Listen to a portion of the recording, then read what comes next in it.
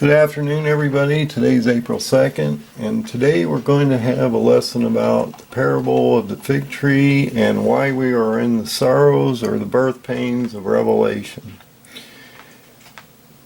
These prophecies run through multiple books, and we're going to try to go over just how they run through all of these books. And you can see on the bottom of my screen that there's probably a good 10 to 12 books here that we're going to try to go through and show you how they all interconnect. But right now, as we've talked about many times, I've said that Erdogan of Turkey is a white horseman, and that when he went into Syria on October 9th of 2019, he invaded Syria. That was the starting of the woes, or the breaking of the first seal, which has brought on all these different things that we're seeing today, from economic collapse as we see the markets tumble. We're seeing the coronavirus and the diseases of the fourth seal. We're seeing basically famine and pestilence and locusts over in the Middle East and through the Asian and Africas, and just in general a whole global shutdown and possibly a meltdown of the whole global systems to make ready for the beast system that's coming up. And what that means is that we will see a market meltdown that will come in waves, and it'll be a number of combinational things between the disease, the famine, economic upheaval, potential debt destruction, the oil war that's happening that's not going to go away. Today Trump indicated that he was going to try to talk to Putin and the Saudis, but I do not believe that he's going to make any real progress on this until June, when OPEC re-meets and finally there's blood on the floor and they're down into potentially the teens or even single digit. As we see today, Putin tried to sell some of his oil for $4 a barrel. So as the Bible tells us, he will not hurt the oil or the wine. So how does this affect us today and what we're seeing? And how does the parable match up with the sorrows and the different things that we're seeing? And we're in the sorrows right now. The first thing that we need to understand is what the parable is and what the sorrows or the birth pains are, what tribulation is and when it starts, and what great tribulation is and when it starts. A lot of people can't tell you what the sorrows are, because a lot of the teachers don't teach about the sorrows, because that's sort of a forgotten teaching. I just had an individual do a video, one of my friends, and he was placed on a podcast just because he knew of the sorrows, which no one seems to be talking about. Most people think we're going directly into tribulation, and that's just not right, and I'll explain why that is the case. So what is the parable? The parable of fig tree is Psalms 90:10. Psalm 90:10 indicates to us that a generation is 70 and a strong generation is 80. Well, the nation of Israel was founded on May 14th of 1948, and so the normal generation of the 70-year would have happened in 2018, and we will see the strong generation occur in 2028 of May 14th. Now, I've said for a while that I believe that if you look at this parable, we will end up around the sounding of the seventh trumpet, around the Feast of Trumpets, which is on October 2nd and 3rd of 2027. And I'm going to show you how this lines up with what's going on today, and how these events are going to line up, and how they're going to push us into tribulation and great tribulation. But the main emphasis is going to be on the sorrows and the birth pains, and how we are moving into this wave of just slowly destroying our economy and our food resources, and how this is just going to basically crumble like dominoes in front of us so that we can make way for this beast system, and everyone will have to be on the beast system, as we've seen total economic collapse on the ground. So I've said for a while that Erdogan is the white horseman, and he's Gog of Ezekiel 38-39 when he invaded on Yom Kippur on October 9th of 2019. This was the start of the sorrows and the birth pains. With him, he will bring forth the other three horsemen as he's starting to gallop. And so we will see this invasion not only, and it's amazing what's happened since the start of this year, as we know that he went in October 9th of last year, all the things that have occurred in the last 6 to 8 months that have brought us to where we are now, and we're starting to see that Middle East light up. And the corona is a problem over there, and I've said this to a number of people, that we're starting to see some of these troops being taken out of Syria now because of the corona, and this is going to open up a door to Erdogan, which is Gog of Turkey, to do Daniel 8. And Daniel 8, as we know, is when the Kurds join the Iranians, and then Turkey goes over and destroys both of them, absorbs them into the caliphate, which he's going to rebuild through the Ottoman Empire. And that will be part of the 4 beast kings, or the kingdoms in Daniel. We've talked about that a number of times. There's 4 kingdoms. The first one was Iraq. The second one was Iran, which has been unimpeded for 2 decades over there. No one's really touched them. They've had influence. They've gone to the north, they've gone to the west, they've gone to the south. And that's part of that prophecy of Daniel 8, is they will infiltrate through proxy wars, all these different things. And so they've been unabated for a long time, but this is going to change when Turkey goes against them. And it was amazing. I just saw an article the other day where the drones that Turkey have are changing the war with Russia, because Russia can't deal with this type of technology when they're not on the front lines of it. They have to move their troops to this location, and Turkey is on the front line. It's actually on 2 or 3 front lines at this point. So we have to watch him. He's starting to move down into Syria further.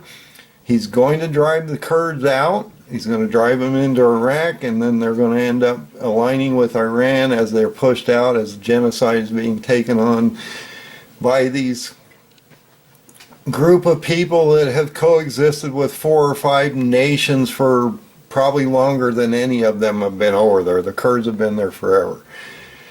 So as we see this ramp up of war, and we see the destruction of the global economies, and the diseases and the famines and all these birth pains start to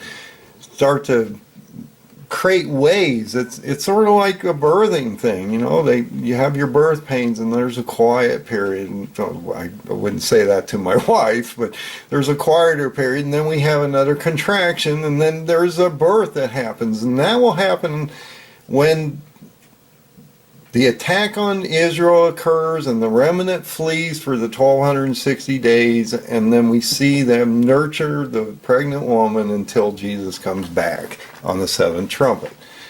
And so one thing I do want to indicate is, if this first seal was broken on Yom Kippur on October 9th of 2019, then the pre-seals rapture of the Darby Scoville teaching is false at that point, because you're not supposed to be here at this time. So either the birth pains have started, and you shouldn't be here, or we're not into the birth pains. So we'll see how that all pans out. But if we are in the birth pains, you shouldn't be here, and we shouldn't be talking to you at this time, because 90% of the churches believe that they're not going to be here for the seals, birth pains, or the sorrows, and that they're taken up with John when John is taken to heaven.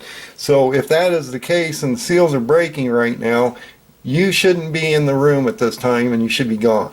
So if that is the case and we are into the sorrows, then that teaching is false, and we need to move the church away from that and make them understand that they are in the sorrows. They're going to go through tribulation. They're going to be in great tribulation, and they're going to be here until the seventh trump when our Lord comes back. But as this Daniel 8 effect occurs, and we see Iran and the Kurds destroyed by Turkey and then absorbed, because these four kingdoms, the three kingdoms of Daniel, tell us that we have Iraq, Iran, and then Turkey, and then a diversified fourth kingdom, which is the conglomeration of the three kingdoms prior. And that is where Gog will die as the third kingdom and then be resurrected as an antichrist into the fourth kingdom, which has not happened yet and will not happen until the sixth trumpet sounds. And that is a ways down the road, probably between 2023 and 2024, once Gog dies and they start burying these armies for 7 months until we have that resurrection event in Isaiah 14, which is stated 3 times. That won't happen. But what we will see is, as Erdogan destroys these two kingdoms and absorbs them into this 10-horn caliphate of these nations that will end up on Israel's doorstep, we will see Joel 1 take place. And this flows through more than Joel 1, and it flows through Ezekiel 5:12. And this is basically a destruction of the fortunes of Israel prior to the attack of Gog in Joel 2. And what will happen is, and it's very graphic as we start to walk through these books, it's a very, very graphic time for the Jews. They're being judged by God for not believing in His Son, Jesus, and it's going to be a very intense time with 2/3 of the population of the Jews perishing before the remnant flees to the hidden place, or Edom or Petra, for the 1260 days. And like I say, Erdogan's been stating for some time that he wants to rebuild this caliphate by 2023. So we have to watch that parable timeline and how that all occurs. So we're in the sorrows right now, and Erdogan is going to probably do Daniel 8 within the next year if it falls within the parable, or if it doesn't, then the parable that I'm interpreting is wrong. But we'll see how that all turns out. It states that he will have all this happen before this young generation is finished, so I'm guessing that will happen before 2028. But as you notice, we get into this locust effect, and it happens possibly a year or two before the invasion, because it talks about destruction of the total infrastructure and the fields and the crops, and potentially to a point where it gets so bleak that potential cannibalism occurs upon the Jewish people. And I'll sort of go into that because there's some verses in some of the other books and chapters that allude to that this is the bleakest time that the Jews have ever been under, and that they're under total judgment, and that He's going to force them back to Him, either through His Son, because there's only one door, and that's through Jesus. We can't get to heaven without Him. So if we believe in God, that's great, but the only door, and it's very narrow, is through Jesus Himself. So we start up the birth pains, we go through that, we're starting the war phase, or the quarter of the world is under war.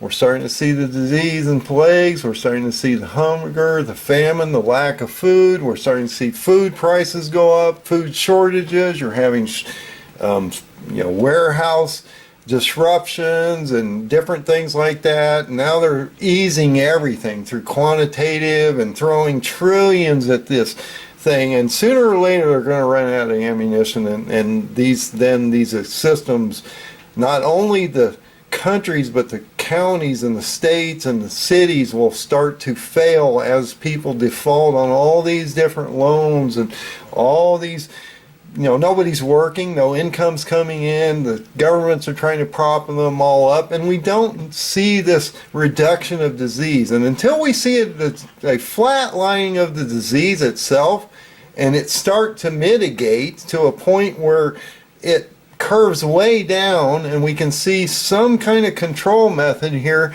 it's not going to get better. And it's going to be more of a 6 or 8 durational type thing to get a handle on this. And even if they clean an area, we're starting to see clean areas reinfected. So we have to watch that. We need to do our part. If we'd all done our part to begin with and collected some food and things, put them in our homes, we'd be in a better place to make better choices and would have been better prepared, because yes, you will be here for the sorrows and tribulation and part of great tribulation if you make it that far. And so if you had prepared, not only physically, faith and everything matters here. And you can help people and make better decisions if you do your part as a Christian to not only protect your families and the people around you, but to also protect and help others as their needs occur. And you can't do that if you don't have things in place for that. So if you're not doing prepping type work, you're not being a very good Christian, because you're not thinking of the people around you, and you're not thinking of the people you might be able to help if you have the peace of mind that everything is in place and you're ready. You can quarantine yourself off. You don't have a problem with that. And maybe we have to allow this thing to burn off before we can actually really go out and start to pick the pieces up. But if it's a birth pain or wave type event, this is just going to slowly get worse and worse and worse, and slowly domino down to a point where it's a global meltdown and destruction of war, disease, and different things like that. So as this locust event starts to invade Israel, as Gog is driving the 10 nations towards Israel, we will start to see a third of the Jews perish in the locust attack prior to the Gog invasion. And then we'll see Gog attack, and he will decimate a third of the Jews. And then a third of the Jews will be taken away into the hidden place for the 1260 days before the nurturing of the woman in Revelation, where the dragon is chasing her and they hide her in the wilderness for 1260 days prior to abomination. And then we start to see the rapture on the 7th trumpet. So that's what we're talking about, is the bringing back of the Lord, the second coming. It's going to be similar to the first coming. He's going to come down and he's going to take us away, and then he's going to pour God's wrath down on what's left. So as we start to see those 10 nations form around Israel, we're going to see them invade. They're given a power for an hour, which is on the biblical calendar 15 days, based on the 1,000 years and God's one day to our 1,000 years, and the Hebrew calendar of the 360 days, and you extrapolate that down, that would actually end up to be 15 days as 1 hour. Isaiah 14 tells us that when he hits that Temple Mount, they will destroy all the nations that go against them. So all 10 nations will fail. Even though we've lost 2/3 of the Jews in this, and a third are taken away, and a lot of them go into captivity, they're all destroyed. Gog is dead, and they're all buried for 7 months in Ham and Gog, and they use the weapons and the fuels to be burnt for 7 years, alluding to the tribulation period and great tribulation. And this is not the same Gog war as Revelation 20. And the reason this is not the same war is, in Revelation 20, in the millennium, we see Satan released at the very end, and God, the ones that fall from God and follow Satan, are devoured by God's hand by fire. They are never buried in the ground, and they're not flesh at that point, because they're in the millennial. They're spirit in nature, and they're not of flesh, because flesh won't last for 1,000 years. So The Gog-Ezekiel war of 38-39 is a flesh war. They all die and they're buried for 7 months, and a city arises from this because of the commerce of the amount of carnage that's happened, and they go out and mark the graves for the 7 months, and then they bury them, and then the stench rises up, and then we have this resurrection event of Revelation where Gog is taken basically out of the grave and resurrected into Antichrist as Satan is being removed from heaven and thrown down upon the planet. And we see the false prophet, the beast of the earth, and the beast of the sea, which is the Antichrist, rise on the 6th trumpet. And that will start the very beginning of the end of the sorrows. And when they sign that 7-year covenant of death, or the Treaty of the Nations, which will probably happen around 2024 after we have this resurrection event, and like I said, Erdogan wants to rebuild this by 2023. I believe by that time he will be in Israel and he will be destroyed.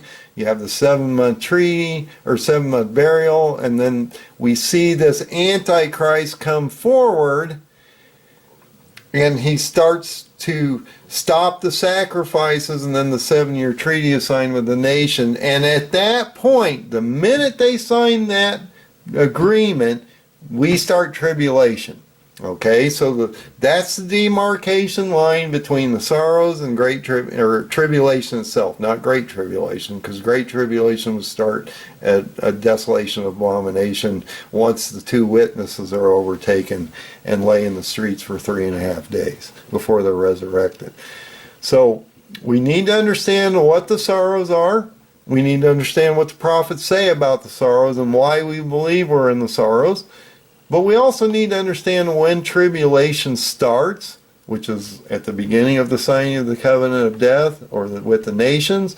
And when great tribulation starts is when abomination occurs on the God's temple and Antichrist proclaims himself to be God of gods. And then we have a second shortening of that second half of Daniel 12, or the 1335 days. So if you extrapolate that down from the 1260 days, which have already occurred, to the 1335 days, that's 75 days after abomination. And just shortly after that, we have Rosh Hashanah, or the Feast of Trumpets, which is October 2nd and 3rd of 2027, which falls on a Saturday and Sunday, and this is on the Jewish New Year. And this is when we believe the sounding of the 7th trumpet, and the Lord will come back, because this is a 2-day event. No one knows the time or the day or the hour. We get it.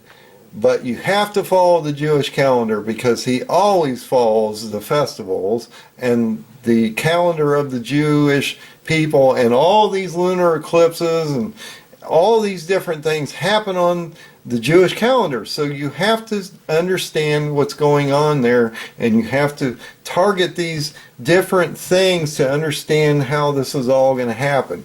And then once we have that 7th trumpet sound, then God's wrath is placed down as the 7 bowls on what's left, and the wicked are,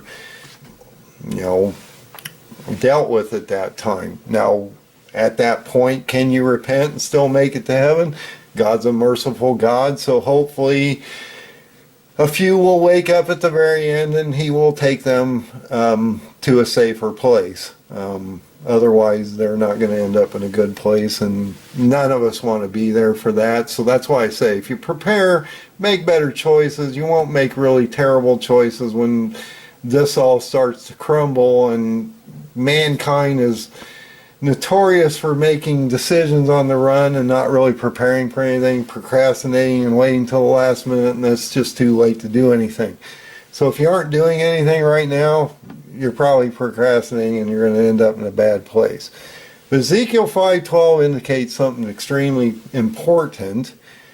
A third part of thee shall die by pestilence and famine, which is the locust of Joel 1. And they will be consumed in the midst of thee, and a third will fall by the sword, which is the Gog war, or the first seal through the sixth seal war, and then a third will be scattered into the winds, and that is the group that is taken to the hidden place for the 1260 days. So how does that run through all the books? And you can see there's a lot of them here. Well, Matthew 24, we're going to start with that because this explains to you that this is in Matthew 24:8. These are the beginning of the sorrows, or the seven seals. And Mark 13:8 says the same thing. So if you go to Mark 13:8, you'll notice here again. Now Mark and Matthew are basically the same thing said differently, but it's the same exact events, and if you follow them down, you can line them up side by side. So he's saying the same thing in Matthew as he is in Mark. He's talking about the beginning of the sorrows. And it's amazing, if you look at these chapters, you'll realize that he even indicates, as we go through here, who he's talking about. Because if you go up to the beginning of Mark 13:3, it tells you that this meeting that Jesus had in private with his disciples were Peter, James, John, and Andrew. Well, how does that link with Ezekiel 38:39? Because he tells us in Ezekiel, 38:17, thus saith the Lord God, art thou he whom I have spoken in the old times by my servants of the prophets of Israel, prophesied those days many years that I would bring them again, or thee against them. He's talking about Gog of Ezekiel 38 and 39, and that's why I keep saying Gog of Ezekiel 38 and 39 is the first seal. He's the white horseman. He's going to be given the crown of the Ottoman Empire, and he's going to go forth and conquering, and he's going to put a quarter of the world into war. But with him come the other three horsemen. Death, famine, economic collapse, all the things that we've talked about in this parable here. He's bringing this forward. And if you go into the fourth seal, it's a revealing statement. He says death is the fourth horseman, or the pale horseman, and Hades and hell follow him. Why? Because we have a resurrection event as Michael opens up the fifth trumpet, or is sounded on the fifth trumpet. Michael opens up the bottomless pit, and we see that resurrection event happen on the sixth trumpet. So death and Hades and hell are already following him. And if you go to Isaiah 14, if I can find it in all this, there it is.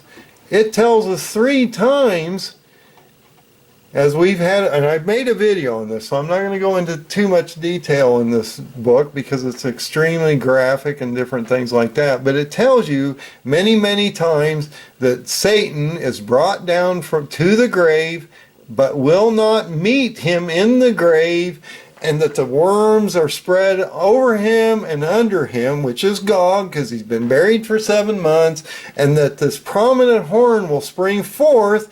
And then we talk about Daniel and how these 10 nations that have been destroyed by God are having a power struggle now, because the Ottoman Empire is dead and the Ottoman Emperor is dead, and they're all being buried. And so these 10 nations are having a power struggle, which ends up into 4 regions. And from one of those 4 regions comes the little horn called Antichrist. Well, that's what we're talking about here in Isaiah 14, as the resurrection event where the beast rises out of this pit, comes forth as a supernatural being which no one can war against. Who can go against a supernatural being as the false prophet is standing next to him and bringing fire down from heaven, acting as if he is God himself? The Muslims will follow Allah, and he will be all on the ground. And as the Pope breaks the Catholic Church and the backbone of the church itself. And we are in confusion down here on the ground as the white noise takes over everything. We will see it break the church, and by the time we see the Seals War occur, and we see a quarter of the population decimated by war, the globe with a global meltdown, coronavirus destroying the infrastructure and killing people all over the world, we have a total meltdown. We have famine and pestilence and locust plagues and earthquakes, and the sixth seal is a global infrastructure in there before we see the sounding of the seventh seal and the selection of the 144,000. And then, and this is very important, Revelation 8 says a lot. Okay? That's Revelation 6. Let me get to the right chapter here. Revelation 8 says a lot, and I am going to go head to head with anybody that tries to push the sixth seal into the trumpet or the bowl face, when God clearly says once he has opened the seventh seal and silence happens for a half an hour, he saw the seven angels that stood before God, and then they were given the seven trumpets. I have a problem with the doctrine and the false teachings that the sixth seal somehow ends up as an abominational event or Armageddon in the sixth bowl is not following proper teaching, as it tells us in 2 sentences here. That is not how this occurs. And as I've gone through the 3 woes and 3 trumps and how those sub-chapters and main chapters move back and forth, you'll notice that the 5th, 6th, and 7th trumpet, which have a woe attached to each, only occur once in that main timeline. But they reoccur constantly in those 8 sub-chapters. And you can go on and look at those videos.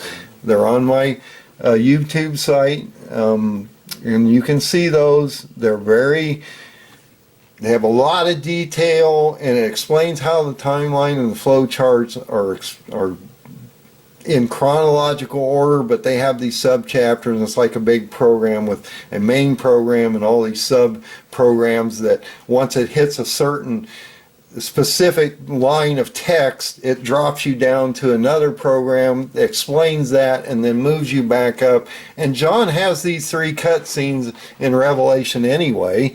At the beginning of 7, at the end of 10, he's given a scroll, and at the beginning of 17, he's taken into an additional vision. And those 8 chapters fall in those additional visions and aren't part of the original vision, or when John is physically taken to heaven and stands before God himself. So these visions are happening while he's in heaven, and they're happening additionally to what he's seeing. So once you realize that there are cutscenes going on here, and he's adding this additional, and it's like a big onion, you have to layer this stuff. There's just so much information involved in what's going on here. You can't do it any other way. So as we see Ezekiel 38 and 39, and like I say, this is about Turkey. He's going to take his 10 nations. It's all about latter days. As we can see in Revelation 38:8, it's an end day prophecy. He talks about Israel coming back to the land, which is the rebuilding of the dry bones, and how he nurtures them back to the land. And that's Ezekiel 37, and how the Jews are going to return home in mass quantities as the hunters are sent out, which are the Islamic people that are starting to invade all of the countries. You know, look at the waves of how these migrants are moving through the European countries, the Americans, and they're starting to radicalize everybody as the Christian nations are starting to falter. And people are basically just not going to church, and now, you know, half the population really doesn't necessarily believe in God or have any religious convictions whatsoever. And we watched our nation fall into an abyss of abortion and gay rights and other types of things which are abominations to God's eyes, we will see that we will have a judgment placed upon us. And also Trump's treaty where he divided the land of Israel is a problem, because the group or the people or the nation that divides that land, which will be the 7-year treaty that will be signed at the end, when Antichrist comes out, this will be the treaty. It's already in place. It's just not signed yet. But because he broke that land in half or gave up part of it, there will be a judgment against that nation. And I say that is the sixth seal because that is a global nightmare for everyone. And why do I say that's part of Ezekiel? Because just as we show in Ezekiel 39, he knocks that bow and arrow out of his hands. And then just shortly after that, we see a global earthquake event happen. So we see every sort of beast affected by this destruction of Gog, and we see them buried, and that God is sending fire down upon these nations that have gone against him, and that they're going to bury these people for 7 months, and they're going to use those fuels for 7 years, which alludes to that tribulation period, and they're going to bury them in this grave, and that these multitudes are going to end up basically laying there for 7 months before this resurrection event occurs, as Isaiah 14 tells us. So, but it does indicate that right after Gog's arrows and bow are knocked out, that we have this shaking of the mountains of Israel, and how all the people of the world will feel this. And this is the same thing as Revelation 6. If you go into that, you'll notice that right after we see that sixth seal pop, then we have this great earthquake. The sun becomes black, the moon becomes as blood, the stars fall from the heavens, and we see the scroll of heaven, or the skies roll away. So you'll know something's happening because the skies won't even look the same anymore. It'll be a totally different world that we live on. It will look different. So all the kings of the earth, men of the earth, the great men, the rich men, all people will hide under the rocks and hope God's wrath won't take them out. Now, some people say that this Revelation 6:17 is talking about the wrath of God or the bulls. That is not what he's talking about here, because you're still in the sorrows. He's talking about the destruction of Gog up here. He's placing down wrath on Gog because Gog has attacked his people, invaded his nation, and now God is going to take his remnant away, and we're going to start tribulation prior to the trumpet sounding. So it's going to be ugly on the ground. We're going to see this seal war. We're going to see all this economic collapse, famine, pestilence, disease, death. We're going to see this pit move over a resurrection event. But prior to the resurrection event, we're going to see a third of the world decimated by 4 trumpets. And that's probably the Chinese and the communist areas over there, because he's going to try to get the Christian nations or the people that believe in God to convert. And yes, God is in control, and he's going to force us to make a choice here. You are not going to be Switzerland in this one. I'm sorry. It doesn't work that way. But Joel 1 tells us many, many times that there's going to be a locust event, or some kind of decimation of the fortunes of Israel prior to this Gog attack in Joel 2. And you can see how it's laid out. He's talking about the locusts have eaten everything, that it's taken it down to the bareness beyond the cambium of the trees and everything. So there's really nothing left but the heartwood, and nothing can grow on that because it's dead wood anyway. So he's wasting the whole country. Actually, it's possible that this country is being decimated in other areas, which we're seeing in Asia, and other parts of the world are also being decimated at the same time. But we're talking about the centristic part of this prophecy, and that revolves around Israel. So once you realize that this is all centered around Israel, then, and a lot of people don't realize that. They take the Jews out of this picture in a lot of ways because they fell away from God and moved that to the Gentile church, and so then they move it to New York or wherever, Rome, whatever. But if you know anything about Bible prophecy, this is all about the Jews and God's people and His land and His bride and different things like that, and that all revolves around Israel. So we're going to see, though, that in Joel 1 it starts to indicate that this gets really bleak, and probably is a year or two prior to this invasion of Gog. And even if you go into Ezekiel 5, this gets a little crazy because it talks about how the fire is coming down and consuming the armies, and how a third of them are being decimated by the sword, and the rest are being scattered to the wind, which they're taken to the hidden place. And it also tells us that the fire is coming down and devouring these armies. They're attacking these 10 nations, these 10 horns that are being decimated by God in His own land, of all things. As He's also attacking them in their own countries, because He's going to do whatever it takes to set up His end time vision, to the end of this story, and so He's going to do whatever is required to allow that to happen. And it even indicates, and this one, like I say, this is pretty graphic in some of this. Ezekiel 5 tells us, therefore the fathers shall eat the sons in the midst of these, and the sons shall eat their fathers, and I will execute judgments in thee, and the whole remnant of thee I will scatter into the winds. It is going to be bleak on the ground over there. And no one's going to be able to help him, because he tells us it's going to be a rock or a nation that no country will be able to help. And that Gog will not be stopped before he gets there. And then look there, again, in Joel, or in Ezekiel 5:12, it tells us a third part of them will die by pestilence, famine, a third will die by the sword, and a third will be taken to the hidden place or be scattered in the winds. So he keeps going over this and over this. We need to understand that there's a procession of events that are going to occur, and that's why I built this parable.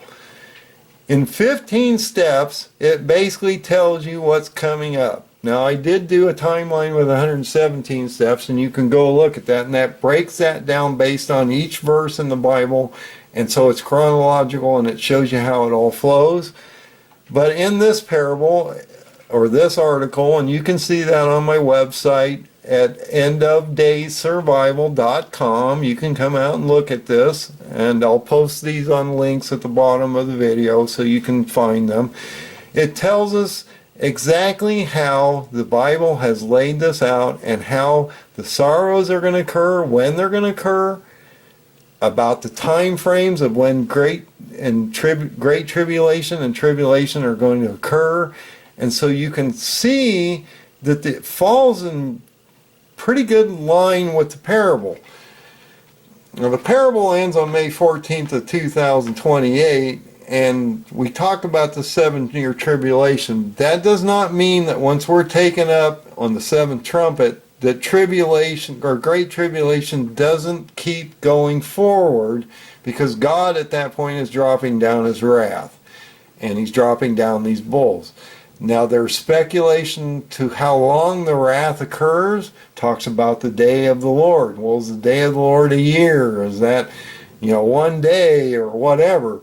There's debate on that. Regardless, at that point, hopefully the people of God with the seal of God aren't here, and as He tells us, very few are going to make it to that 1335 days anyway. We will see a great reduction of global population through all these different waves of destruction. And as abomination occurs and Antichrist stands on the mount and proclaims himself to be God, at that point he knows his time is extremely short, and so it's going to be like a child. He's going to lash out at everything. So at this point he's going to become enraged. He's going to lash out at everybody, all the nations, everybody. He's going to be like a child on the ground, kicking and screaming with his hands and feet being against the ground, because he knows once those two witnesses are overcome, and he knows the Bible as well as any of us, more so probably because he uses it in the court of heaven against us, and false witnesses against us constantly as he's attacking us on the ground here on earth as we speak. So he knows the Bible, and he knows that when he overcomes these two witnesses and they rise, that his time is extremely short. It tells us not to look back, don't grab anything, head to the mountains, because he's going to bring judgment down upon the nations in the form of the bowls.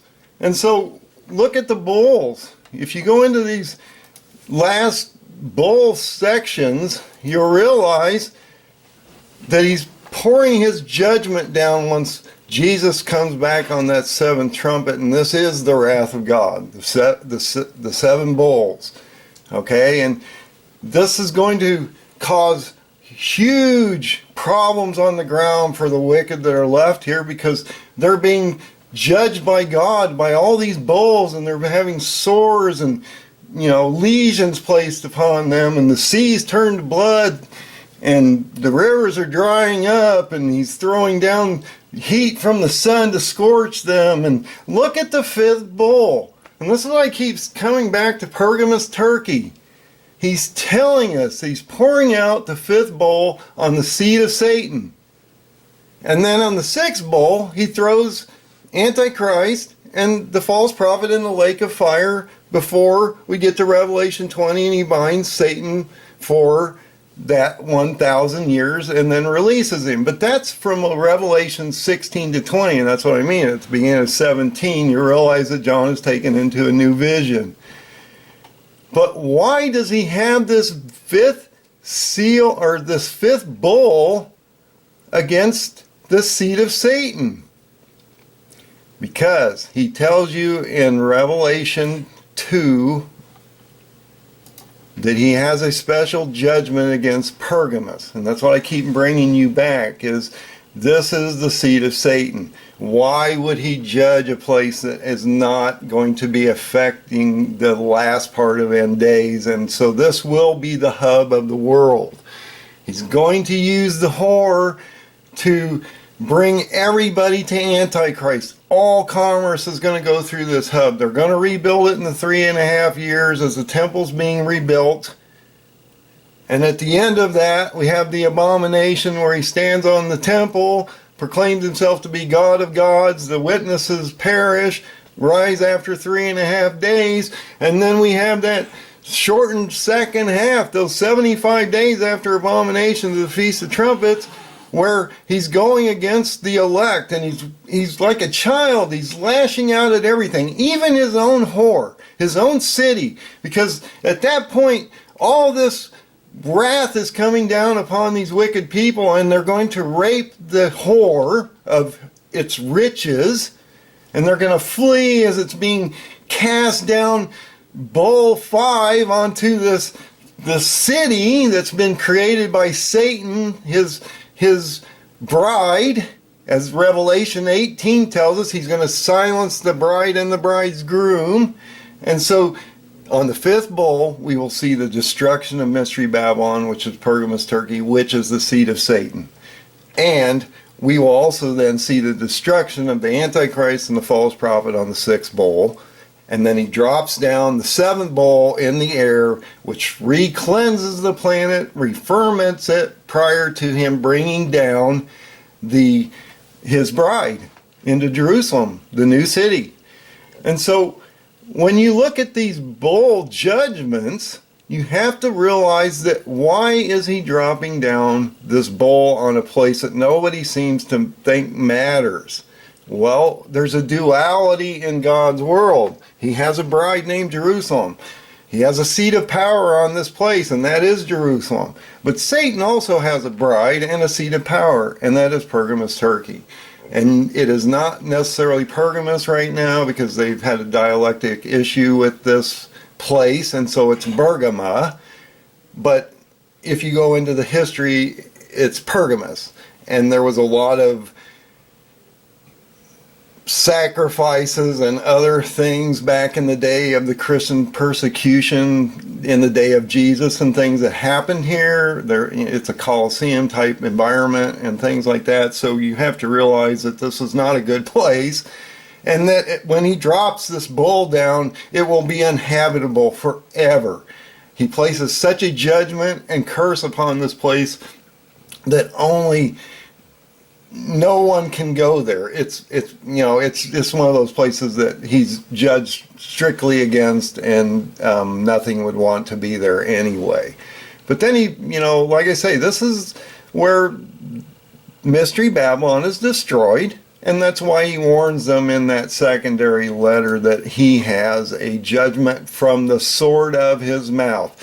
Well, we're talking about the two-edged sword that Jesus comes down and destroys the armies with the truth. That's what he's talking about. He's dropping down the bulls and he's talking about the truth. He's fighting these armies with this two-edged sword, and it cuts both ways. You can either repent and come to him, or you can die and go into the lake of fire or whatever. And there's two raptures. So the first rapture happens on the second or on the seventh trumpet, when he takes the people from great tribulation and possibly the fifth seal martyrs to the millennium. And everybody says, well, everybody's going to get that. No, that is not what that says at all. It tells us that this is for the priests, the elect, and the saints, and that they will be taught to be the hierarchy for Jesus' kingdom and God's kingdom into the millennium. They're going to be taught for 1,000 years, but then they're going to have a cleansing at the end of that in the second Gog-Magog war, where they're destroyed by God's hand by fire and not buried. And that's why they don't have the second death, because they're never thrown in the lake of fire. And the second rapture happens in Revelation 20, when God's white throne comes down and the book of life is opened. And then what happens? He takes the people from the earth, below the earth, which are from hell, and from the sea, and then lifts them up to heaven, where they're placed against the book of life and judged, and either have entrance to heaven or they're put in the lake of fire. So there's a second rapture, and this is another teaching that no one seems to understand out there. There's two raptures. There's a beginning rapture of the elect, the saints and the martyrs, which are from great tribulation. There is a demarcation indication there in the text of the Bible. It is great tribulation. But it also tells us in the fifth seal martyrs that once they join the rest of them, that they will then join with these people. So are the fifth seal martyrs part of that? Possibly, because they've gone through the seals war and then have been placed into a position where maybe they have the ability to be a teacher or an elect or one of the priests that reign over God's kingdom for eternity. So these people will be placed in positions so that they can deal with the masses that are going to be judged at the end in the book of life and either thrown in the lake of fire, or these people will gain access. And like it tells us, not all people will gain entrance to the city. It's not for everyone. They have special robes and they have special abilities to be able to enter this holy city, this sanctified city of God. Not just anyone can enter this. Only special people. So you have to, and that's why you have to make good choices at the end here, is so that you can possibly enter the city and have these special rewards and crowns and things that God tell us that he's going to give us if we can make it through all this madness. And I always ask this question.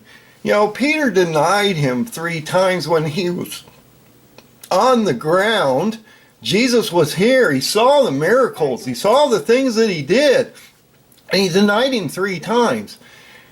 I've asked God, how do the nations go through this time when he's not on the ground and we have to deal with faith in potentially the worst nightmare that the world has ever come upon us, in potentially all the events that's ever happened before could be as worse now. And I've said for a while, this is a three-tiered system when it gets here in the beast system, that we are seeing the destruction of the economies and things now. This is only going to bankrupt the global economies and melt them down to where they will be susceptible. By the time we get to the sixth trumpet and all this happens, we're going to want to take our misery away. But when abomination occurs and he starts to lash out and this child-like person comes out of him, you know, he has to take the elect away and he has to shorten that second half because it's going to be brutal on the ground. And what people haven't perished before, he's going to be hunting down everyone else that's left and either trying to get them convert because they've lost their faith, because it's so horrific at that point that the only way you're going to survive is to have pure faith, regardless of what's going on the ground, what's happening to your loved ones or yourself. You're going to have to figure this out and realize that no matter what, it's not about the flesh anymore. It's all about getting us across that finish line in the spirit side of this world.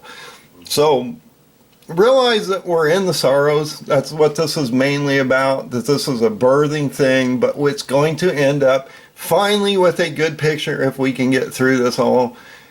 My worst fear is that once Daniel 8 happens, we see these plagues and everything come upon us. We see this hunger and all these different economic meltdowns and the destruction of a quarter of the planet. And then we see the Trumps come out. That by the time we get to Antichrist, people are going to be in an extremely bad place. And who is going to be out here talking about this and bringing hope are the people that actually have the truth.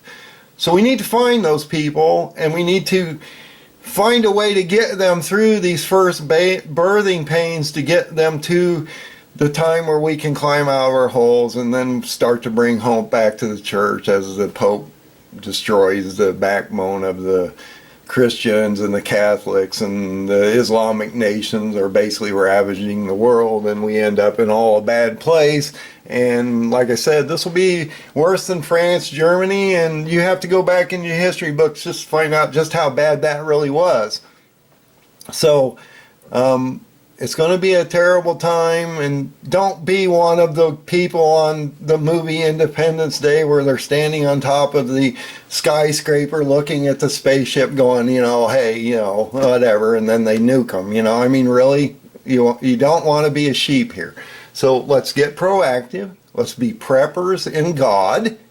That way you can help the people around you and your loved ones, and you have the hope that you've prepared the best you can. And the only thing that you can then look to your Lord and say is, you know, I did the best I could. I knew I was going to perish in this because very few are going to make it to the end. But I did what I thought I could do, and I tried to protect the people around me. And yes, we perished, but we didn't lose our faith. So God bless everybody. Be safe. Have faith. Repent. And tell people the word so that they can do the same. God bless.